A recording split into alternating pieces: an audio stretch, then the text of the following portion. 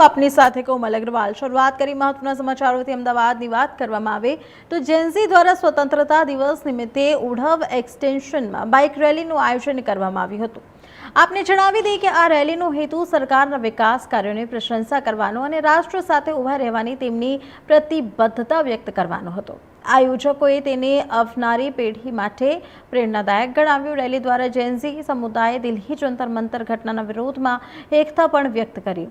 સાથે સમુદાયના પ્રતિનિધિઓએ સ્પષ્ટતા કરી કે જૈન સમુદાય સંપૂર્ણપણે રાષ્ટ્ર પ્રત્યે સમર્પિત છે અને તેની છબીને કલંકિત કરવાના કોઈ પણ પ્રયાસનો વિરોધ કરશે।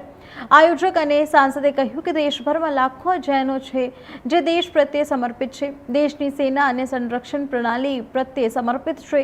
માહિતી અનુસાર બાઇક રેલી નિકોલ મંદિર સુધી ચાલુ રહેશે। સ્થાનિક રહેવાસીઓએ પણ આ કાર્યક્રમમાં ઉત્સાહપૂર્વક ભાગ લીધો હતો।